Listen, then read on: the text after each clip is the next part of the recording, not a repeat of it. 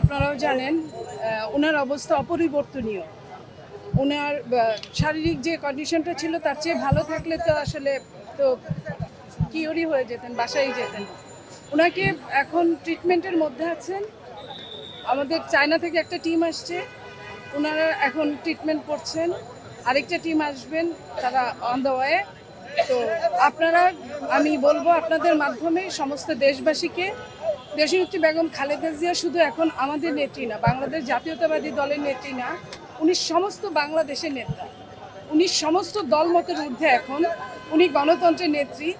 ওনার জন্য সমস্ত দেশবাসী, আমি যতটুকু জানি অনেক বাসায় আছে, তারা রাত জেগে কথা শোনার জন্য যে উনি কেমন আছেন এটুকু শোনার জন্য অধীর আগ্রহে অপেক্ষা করছেন।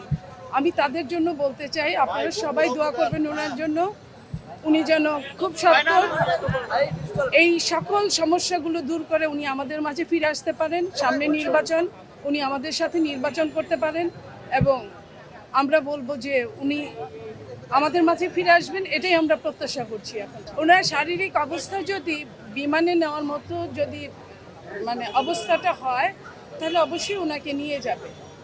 এটার জন্য আসলে ডাক্তাররা আসছেন, তারা দেখছেন, দেখার পরে উনি যদি সুইটেবল হয় বিমানে জার্নি করার জন্য, দেন ওনাকে ওইখানে নিয়ে যাওয়া হবে, এইটুকুই আমরা জানি। দেখেন, আমরা যেটুকু জানলাম দেখলাম, ওইখানে তো আসলে ঢোকাটা বুঝেনি যে অবস্থাটা।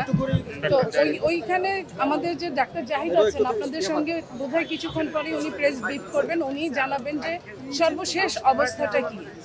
আমরা যেটুকু জানলাম সেটুকু যে উনি আগের মতোই আছেন। দুপুরের দিকে, সকালের দিকে হ্যাঁ একটু তার যে সমস্যাটা, যে কোনো রুগীর সমস্যা ঘন্টায় ঘন্টায় উঠতে পারে, নামতে পারে, এখন আবার উনি স্থিতিশীলতার দিকে আছেন। আমার মনে হয় যে আলহামদুলিল্লাহ, আমরা দোয়া করলে দোয়ার বরকতে উনি সব কিছুর ঊর্ধ্বে মহান রাব্বুল আলামিন, ওনার দয়ার বরকতে আমরা ইনশাল্লাহ আমাদের নেত্রীকে ফিরে পাবো। আমরা এটাই আশা করছি। আপনারা এটাই দেশবাসীকে জানিয়ে দিবেন যে আমরা আশাবাদী, আমরা এখনো হাল ছাড়ি নাই। দেশবাসীও যেন হাল না ছাড়ে, সবার আশার মধ্যে দিয়ে আমরা ফিরে পাবো আমাদের নেত্রীকে।